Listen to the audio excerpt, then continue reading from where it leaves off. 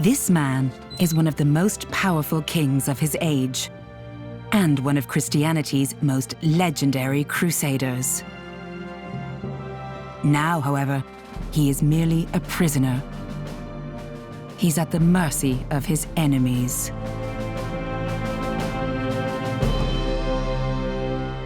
It's a fall from power into darkness. It was the most significant blackmail affair of the Middle Ages, and half of Europe was affected. I'd say there was too much testosterone involved.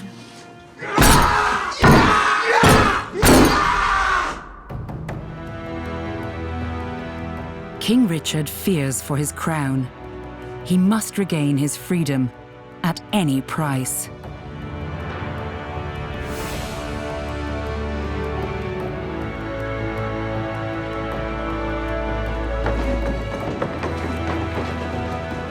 It is the greatest scandal of the Middle Ages. A king cast into a dungeon by a lowly duke. Leopold of Austria.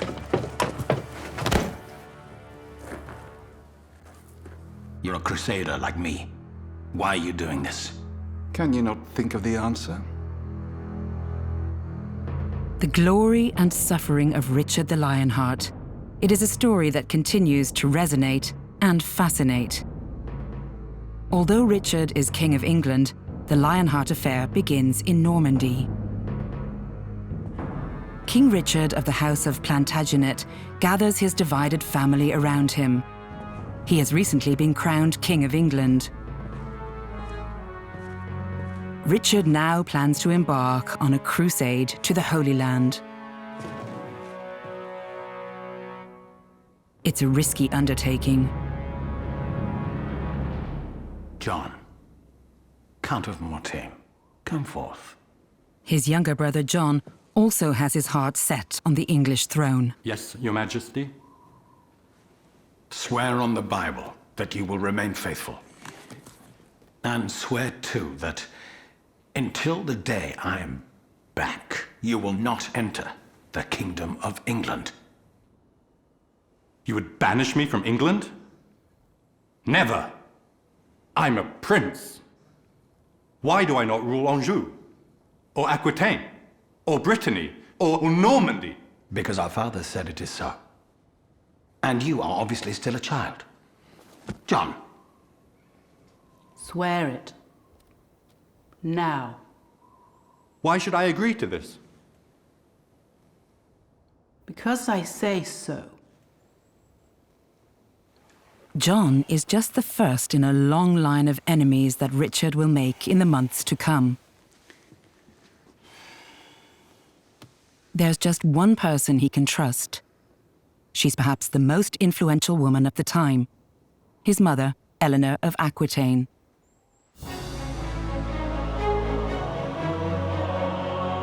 In the summer of 1190, Richard I embarks on his crusade. He claims to be motivated by a love of God rather than a thirst for power and the spoils of war. His fleet initially lands in Sicily, where he spends the winter. Richard's men are eager for battle, and the king fans the flames. What an army this is that follows the cross to the east, so different in languages and customs, yet passionately united. United in God's name! 4 years before, Sultan Saladin's Muslim troops had reconquered Jerusalem, thereby provoking this third crusade. May this army return victorious. May it restore the former extent and glory of the Holy Land. Knights like Richard's loyal friend Baldwin of Bethune are prepared to risk everything for the church.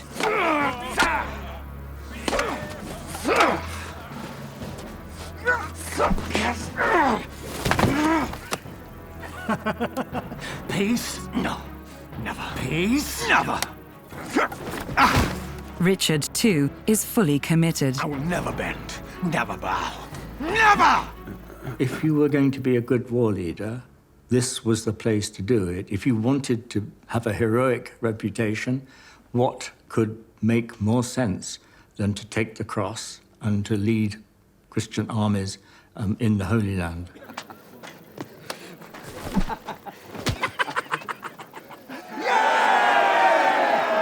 Reclaiming Jerusalem is an ambition shared by kings and rulers, irrespective of their differences at home in Europe. As a result, the French king, Philip II, also leads an army to the Holy Land. Philip and Richard have known each other all their lives and grew up as friends. As kings, the close friends become bitter enemies. This is due to the complex, intertwined history of their families. Richard's family, the House of Plantagenet, is the most powerful dynasty in Western Europe and sovereign in England. On the European mainland, however, their Angevin empire makes them vassals of the French kings.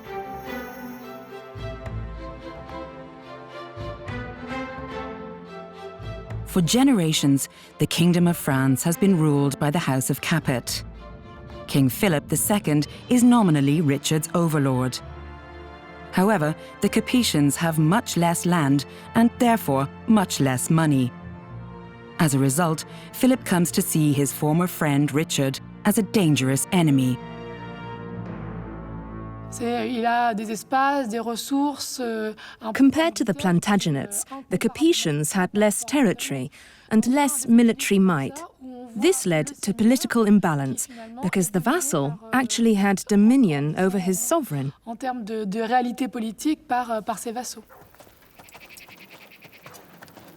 Matrimony is to bring the two houses closer together. But Richard repeatedly postpones his long-planned marriage to Philip's sister, Alix. This is Excalibur. This is the sword that King Arthur wielded. It will assist me in killing my enemies. Oh, Philip, have you prayed for our victory? We have much to lose. I can only prevail. Should I die, I enter heaven. Should I win, eternal glory will be my legacy. A son is a legacy, Richard. You must marry Alix before you make her a widow and make use of the wedding night. Alix can wait until I return. If you spurn Alix now and marry another woman, I will be your enemy for as long as I live. Everyone knows that Alix had an affair with my father and a bastard was born. A bastard! Everyone knows this, don't they? And I should marry this woman? Never. A scandal ensues. Richard cancels the planned marriage and adds another enemy to a growing list. This was probably one of the greatest humiliations of Philip Augustus's life. He is also furious because he feels Richard has manipulated him. He senses that Richard has always had the upper hand. Richard's superiority extends to the battlefield. He has more money and more soldiers, and is also far braver. There is a long list of humiliations that reinforce Philip's hatred of the vassal he feels must be removed.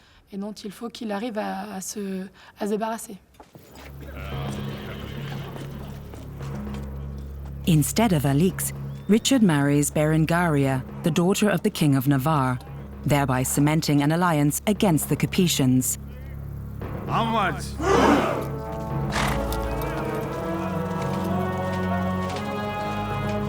Finally, Richard is ready to launch his assault on the Holy Land. In early summer of 1191, King Richard reaches Acre.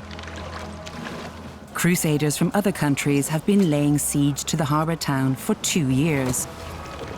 Richard's arrival marks a turning point. Attack!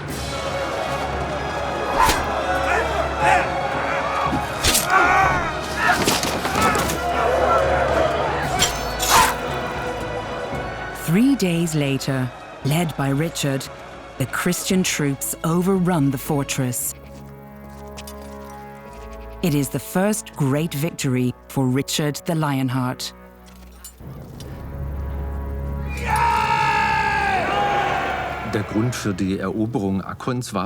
The conquest of Acre was largely due to the strength of the army Richard the Lionheart brought with him. Rather than the presence of the French king and his soldiers, the deciding factor was the support Richard provided for the troops laying siege to the town.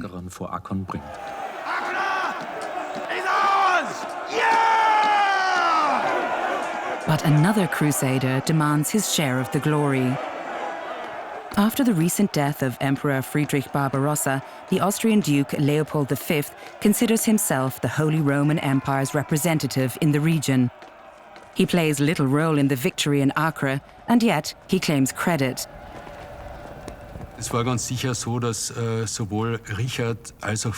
Neither Richard nor Philip had any interest in allowing another flag to wave above Acre, as they would have had to share the spoils of victory. In addition, neither was prepared to accept a lowly duke placing himself on the same level as two kings. Richard refuses to have the triumph of Acre taken away from him. His reaction is anything but diplomatic.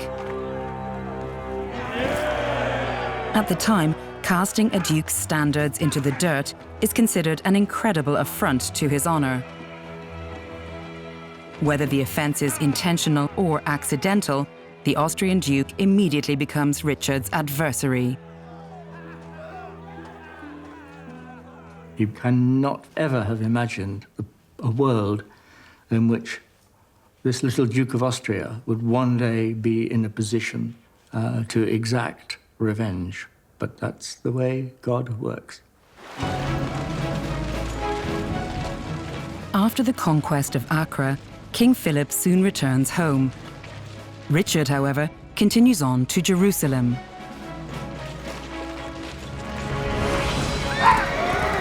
Over the course of a few months, Richard and his men enjoy one victory after another in Haifa, Caesarea, Capernaum, and Jaffa. When the ransom for 2,700 Muslim prisoners is not paid on time, Richard has them executed on the spot. The massacre remains a painful memory across the Arab world to this day. Even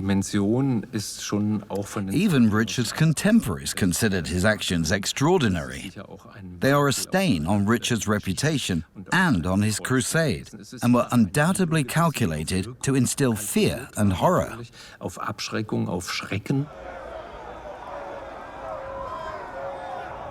Richard's troops and Sultan Saladin's men have been fighting for over a year, before the two commanders finally face each other in person for the first and only time near Jaffa.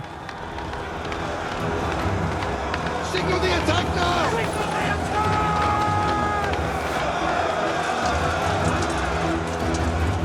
When Saladin's men see Richard on the battlefield, their courage deserts them.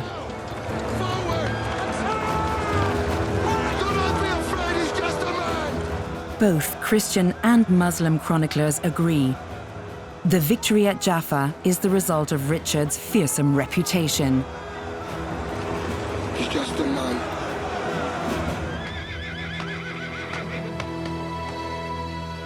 That's his most outstanding act of charismatic military leadership, I suppose, the recapture of Jaffa. It was probably this act of daring that led very soon afterwards to chroniclers baptizing him as Lionheart. This ideal of a king who fights with the heart of a lion will ring throughout centuries to come. During World War II, a German bomb lands next to the British Parliament, damaging the statue of Richard the Lionheart. The statue's sword bends but does not break. To the English, it is a symbol of their country's strength and resilience.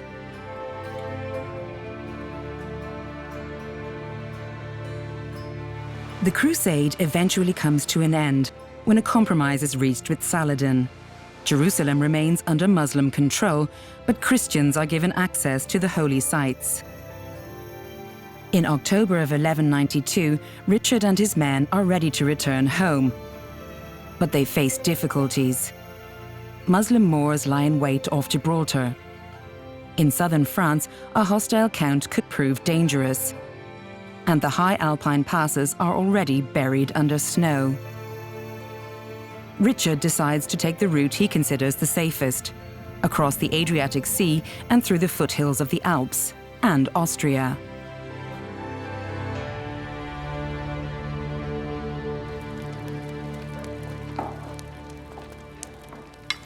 The men are freezing and hungry. Despite being a Crusader king, Richard decides to travel in disguise. Does he perhaps suspect something? With God's help, in 2 weeks we will be home again. I just wish that we didn't have to rely on his help so often. Richard has already lost men to 2 surprise attacks during the journey.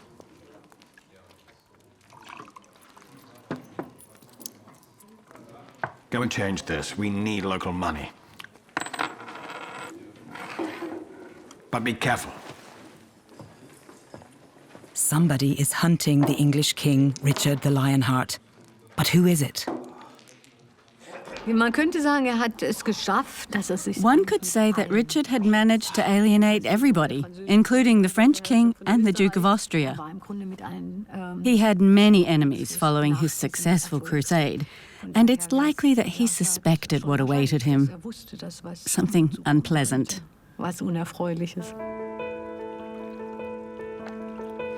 The search for records of the events of the time leads to Richard's birthplace, Oxford, England. The Bodleian Library contains almost 12 million books, including some of the world's rarest manuscripts. John Gillingham, Britain's leading expert on Richard the Lionheart, considers one of these manuscripts the most important source of information about the king. Manuscript 582 was written by the chronicler Roger of Howden. The parchment is more than 800 years old. Howden accompanied Richard during the Crusade and was a member of his inner circle.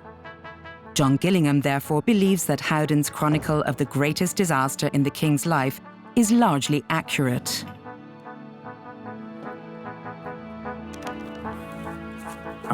Here in red, De Captione Ricardi Regis Angliae, concerning the capture of Richard, King of England.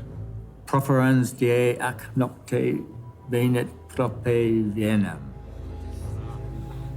The king fell asleep at once.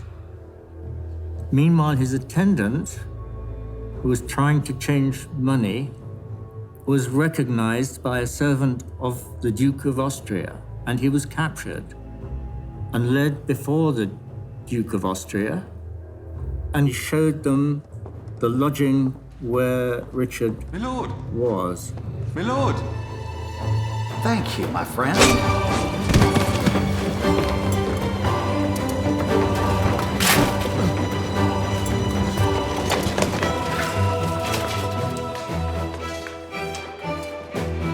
Richard's disguise has not saved him.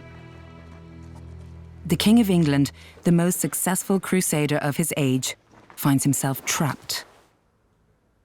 The news spread like wildfire through Europe, and it turned the political map of Europe upside down.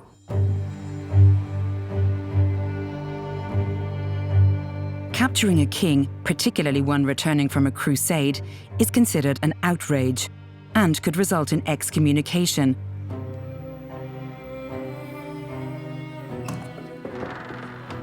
Leopold of Austria. Anyone willing to face such consequences must have his reasons. I see you have settled in comfortably. As befits your character, I believe. Leopold of Austria. Why are you doing this? You are a crusader like me. Can you not think of the answer?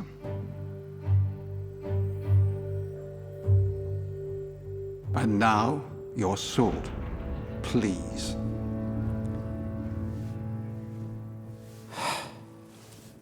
1.5 years after his humiliation at Acre, the Duke is finally able to take revenge. Es ist ein relativ typischer Zug für die Adligen. It was typical for noblemen at the time to react sensitively to any perceived slight to their status, and the Duke was no exception. Indeed, nobody ever accused him of overreacting by taking Richard prisoner. His contemporaries could fully understand his actions. Beobachtern der damaligen Zeit ganz ohne weiteres nachvollziehbar ist.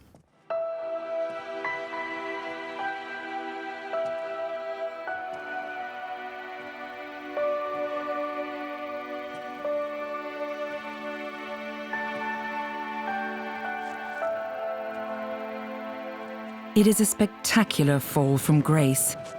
From the throne of England and the glory and triumph of the Crusade, to the humiliation of captivity.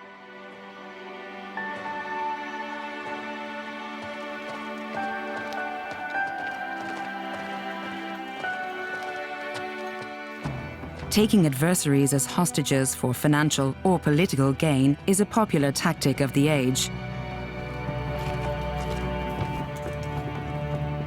However, the capture of a Crusader king is unparalleled.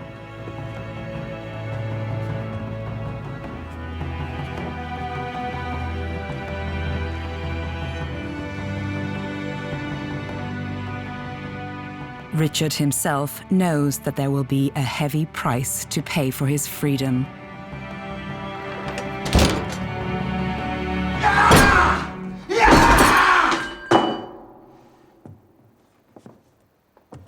Money is just one issue. Richard's captivity threatens his entire reign, and therefore his existence. It gave the King of France an unequaled opportunity to invade and dismember the Angevin dominions. It gave Richard's younger brother John the chance to grab the throne he had long desired. Everything that people seemed to know about the way that Europe was turned on its head, and no one could foresee what would happen next.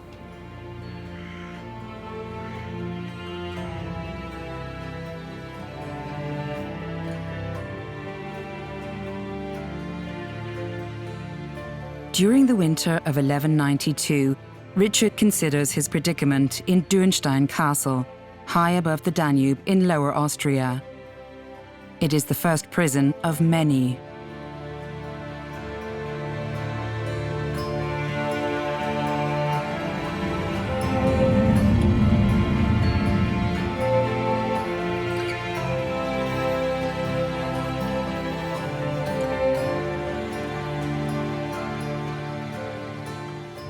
Dürnstein is now one of Austria's most popular tourist destinations. Many come because of Richard the Lionheart and the legend of Blondel the minstrel. It is said that this troubadour went from castle to castle looking for the captive king. Wherever he went, he would sing a particular song. At Dürnstein, Richard finally responded. The myth of Blondel is just that, a myth, as are the tales of Richard's dark, dank dungeon. Endangering the life of the most valuable hostage of medieval times by placing him in a cold, damp cell would have been nothing less than negligent.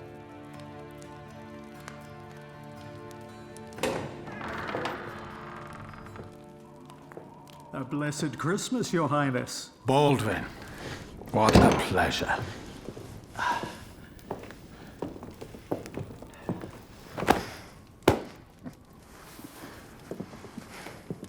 It seems the Duke holds a grudge. Yes, but he's not a fool. If he wanted satisfaction, a good old duel could have been arranged at once, and his honor been restored, if he'd won. As you said, he's no fool. For sure. Sit down.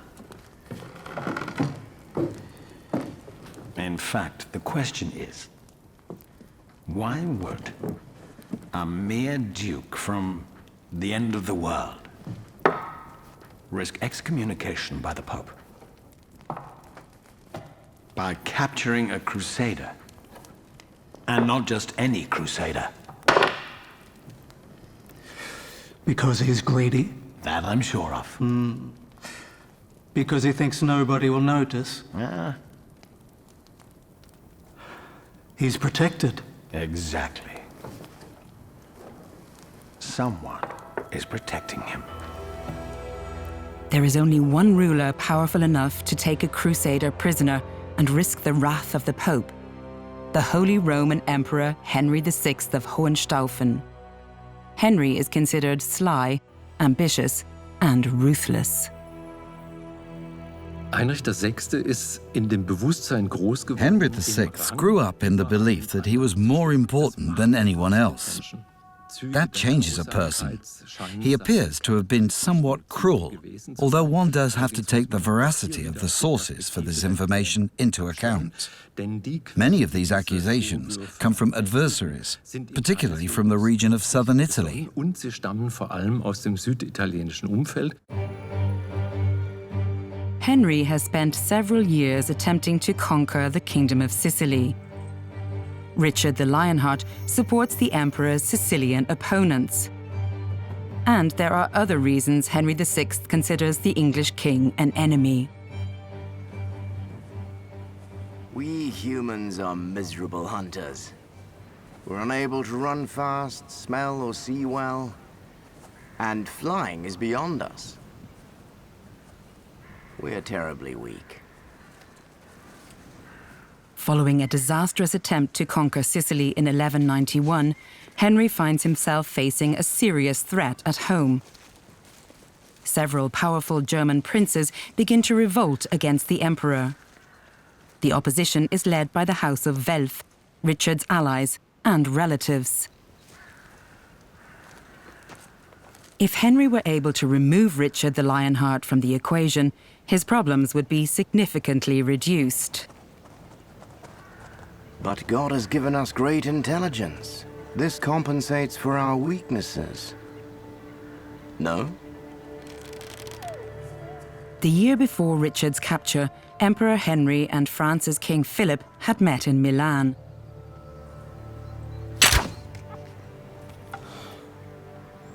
And we have trusted companions that find the prey for us and capture it. No? The subject of the meeting, Richard the Lionheart, and possible alliances to remove him from power. Well done. Your Highness. From the Duke of Austria.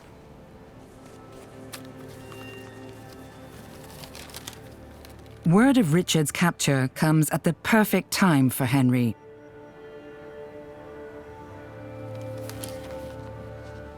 Bring him to me. He secured the support of the French king in accordance with the old adage that the enemy of my enemy is my friend. It was a win-win situation for the French king and Henry, and of course for Leopold. And it was just bad luck for Richard.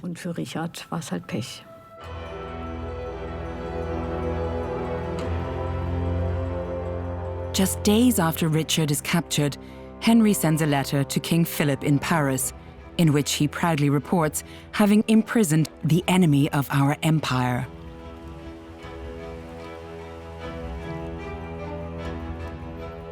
Diplomatic channels carry the disastrous news to London, where Richard's return has been eagerly awaited. Emissaries are dispatched to Germany to negotiate a price for Richard's release.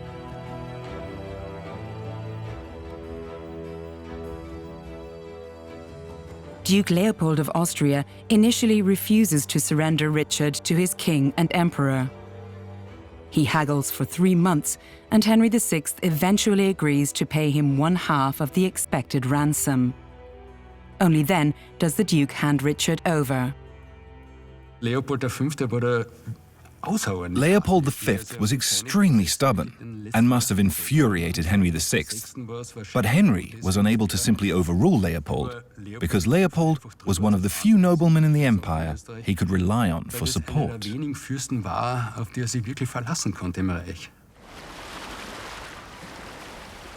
Richard's fate is to be decided in the imperial city of Speyer. the envoy, Bishop Hubert Walter, brings disturbing news from England. Richard's brother John is laying claim to the throne and has made a pact with the French king.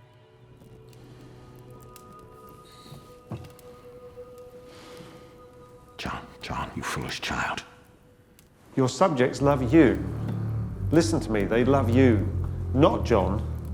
This is not about John. This is about the man who has tempted him, the Frenchman.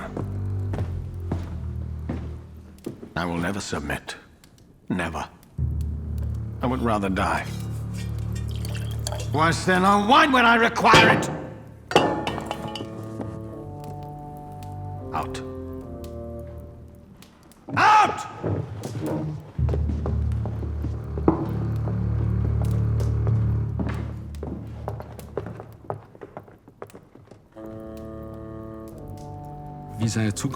During this period, he had absolutely no idea what the future had in store for him. When would he be released? Would he be released at all? It must have been a very difficult situation for Richard to be in, psychologically.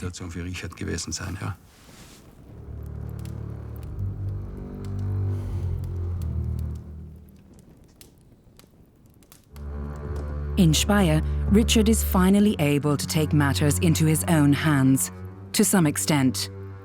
He has to defend himself in a show trial set up by the emperor. Henry accuses him of being an enemy of the empire in an attempt to legitimize the capture of the Crusader king. That is the whole point of the performance in Speyer. Der Sinn dieser Inszenierung in Speyer.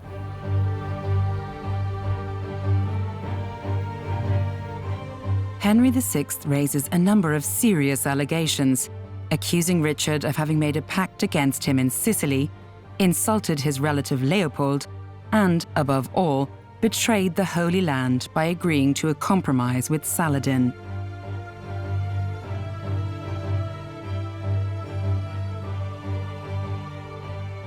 German records of the time are remarkably quiet about the trial itself. Fortunately, however, Roger of Howden records Richard's reaction in his chronicles. The king most freely and boldly and with constancy replies, so effectively that not only does the emperor pardon him, but he praises him. This must have been an enormous setback for Emperor Henry VI. If he was to hold a Crusader king in prison, that king must have done things wrong.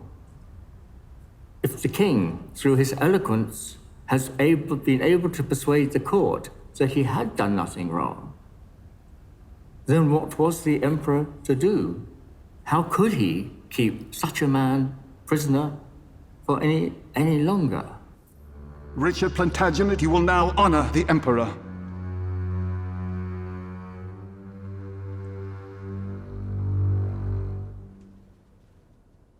Emperor Henry simply changes his approach. As nobles and bishops look on, the emperor bestows the kiss of peace on the man who he had, until then, accused of being an enemy of the empire. Nonetheless, Henry still demands payment. Well, now that we are united in friendship, allow me to make a promise to you before all these honorable men. I will not rest until friendship and peace exist. Also between you and Philip, the King of France. The emperor promises that he will make peace between the King of England and the King of France. Well, we know he has written to the King of France. He has no intention of doing that. But he says he will make peace, and in return for the work of reconciling, there is a small fee to be paid. Until then, dear friend, you will continue to enjoy my hospitality. Is it a ransom or a commission? Either way, Richard is to pay Henry 100,000 silver marks, voluntarily, of course. One could say that the whole episode was deeply embarrassing for the emperor, and yet he somehow managed to continue to pursue his goals.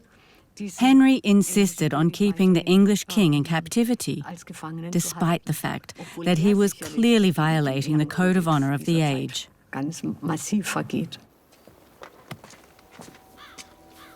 Instead of being released, Richard is now placed in a real dungeon. Trifels Castle, west of Speyer, is considered the House of Hohenstaufen state prison. Compared to Dürnstein, it's a maximum security facility. The imprisonment in Trifels is also a performance, designed to convey the urgency of the situation to Richard's subjects. Hurry up, I need the money. Conditions in captivity are unbearable. I have to get out of here, or my life is in danger.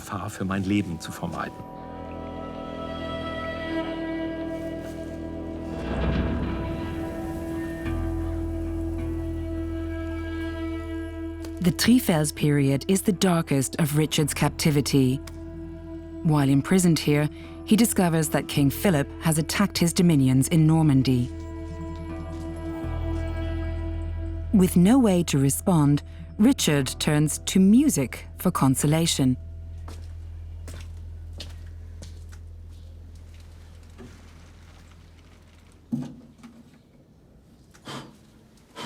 Music also provides an opportunity for Richard to communicate with the outside world.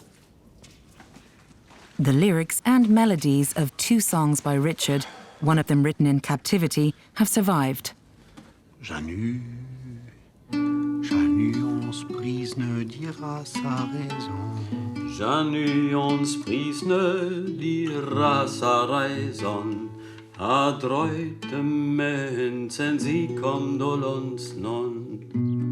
Richard's composition, as performed by the music scholar Michael Kort. Doch immer noch bin ich gefangen. Ja, das ist gut. The captive king uses his song to exert pressure on his subjects.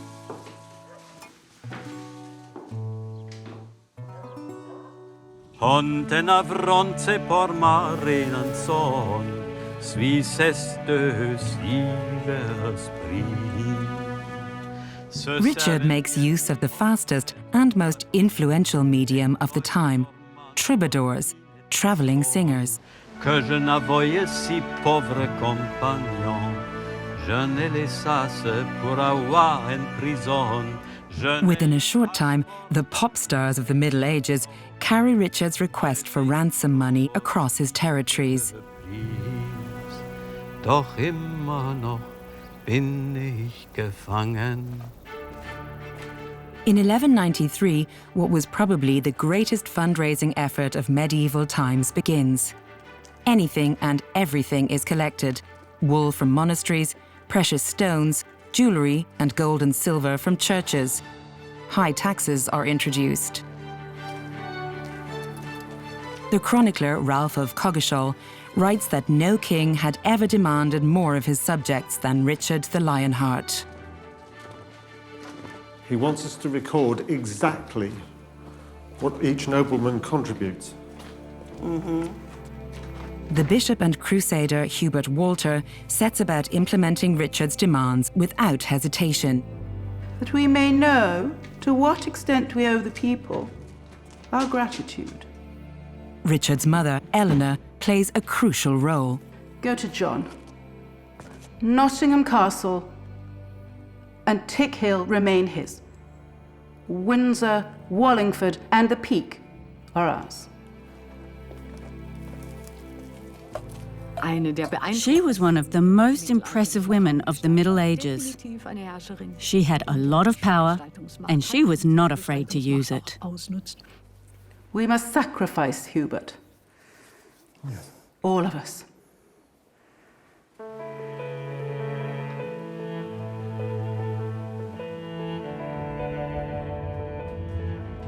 Raising 100,000 silver marks, more than $2 billion in modern money, is a monumental task. Richard's officials create a system that remains in use for more than 700 years.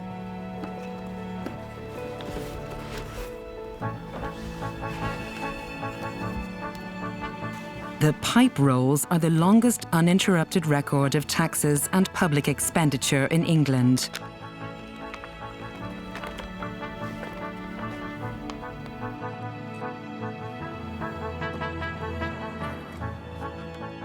Tally sticks, standardized notched pieces of wood, are used as proof of payment.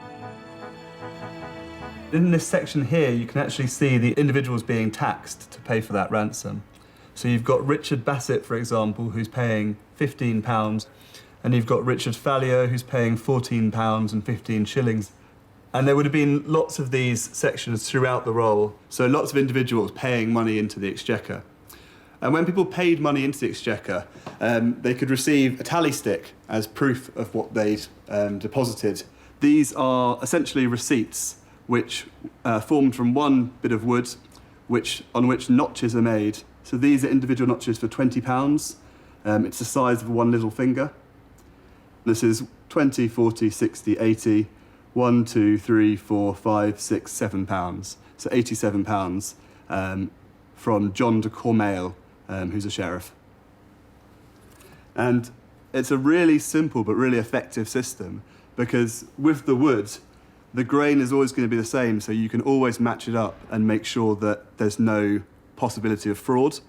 So it's a really simple way of transferring credit around the country. Nobles and commoners alike are compelled to contribute, and yet there is very little resistance.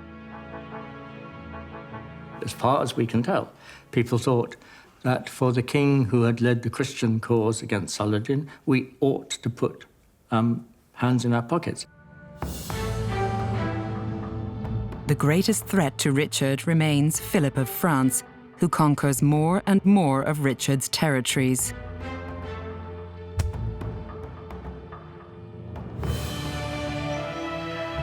In April of 1193, Gisors, Richard's most important stronghold in Normandy, surrenders without resistance.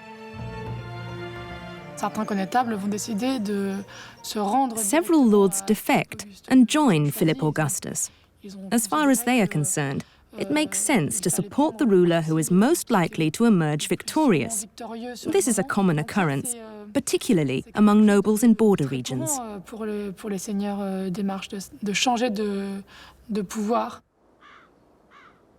Even though he is given greater freedom, Richard is desperate.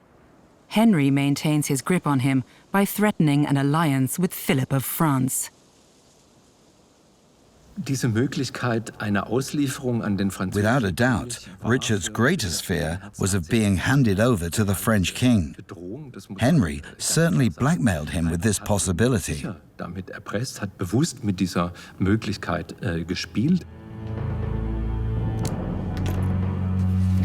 Richard's only hope is diplomacy. In order to gain the emperor's favor, he acts as an intermediary between Henry and the rebellious nobles along the Rhine. Richard's negotiations are successful, and Henry agrees to set final conditions for his release. These include even more money. Roger of Howden meticulously records the details of the deal. The king will also give another 50,000 marks of silver to the emperor and to the Duke of Austria, and must give hostages for that same amount. So it seems that now Richard has to pay 150,000 marks. Not so long ago, it was only 100,000. It's exasperating, frightening almost, and yet it brings at last hope that truly, within a short period of time, once his people have erased this huge king's ransom, he will, at last, be free. 5 months later, Richard's travails would appear to be over.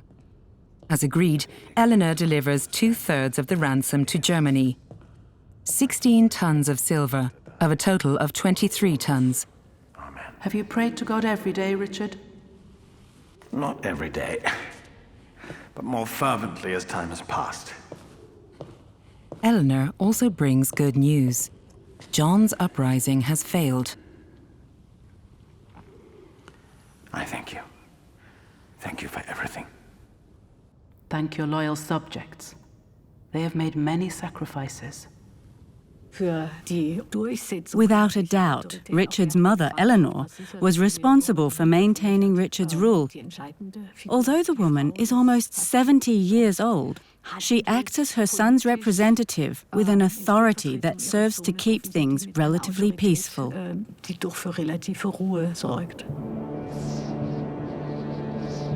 Richard is to be released in mid-January of 1194. He has been imprisoned for more than a year. Vienna's wine is good, they say. Baldwin will remain a hostage at Leopold's court in Austria. Seek out a wife for me for my return. Is that what you want? My lord, the Emperor summons you. Once again, events take a turn for the worse. No. No. Read. Loudly and clearly. Richard's prospective release has been called off. King Philip of France and Richard's brother John have made the Emperor a tempting offer. 100,000 marks in silver if I remain a captive for another year. Or 150,000 if I am delivered to Philip. Never! That is abhorrent! We, who presume to rule, must sometimes take the abhorrent into consideration, no? For the good of the realm. What do you want? It must have been unbelievably annoying that this emperor could be such a shit as to do these things. But what could he do? Well, one of the things we know he did was that he did homage to the emperor. We remain friends. You receive England as a fiefdom from us, and pay me £5,000 per year. No? That makes me your vassal. But you would also be a free man, Richard. Trust me, I know what it means to be imprisoned. In fact, King Richard's vassalage would be limited. Once again, the Emperor wants money and a grand gesture. The proud King Richard the Lionheart is to bend his knee to the Emperor.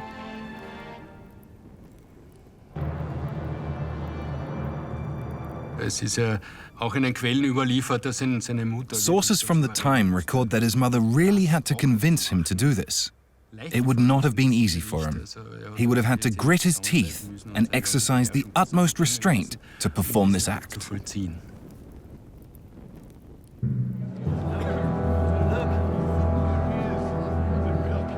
After more than 13 months of captivity, Richard the Lionheart finally regains his freedom. It is the end of one of the greatest political scandals of the age.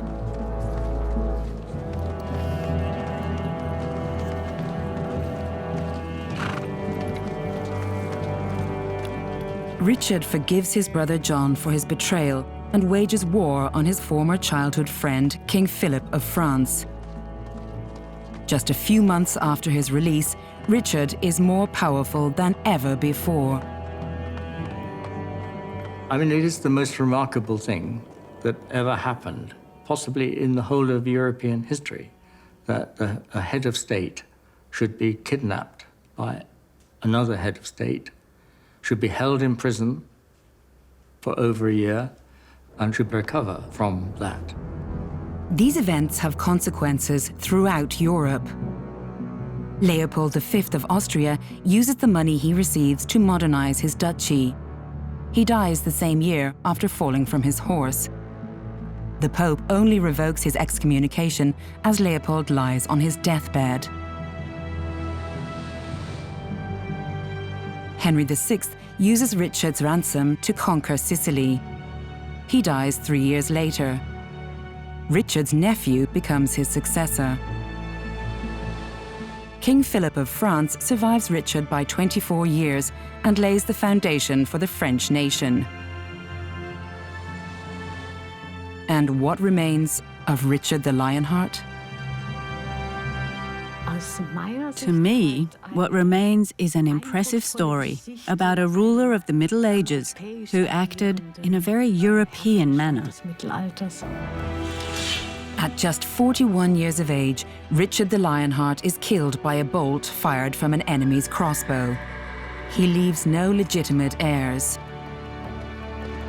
Under the rule of Richard's brother John, the Angevin Empire collapses within a few years. Richard's greatest legacy remains his fame.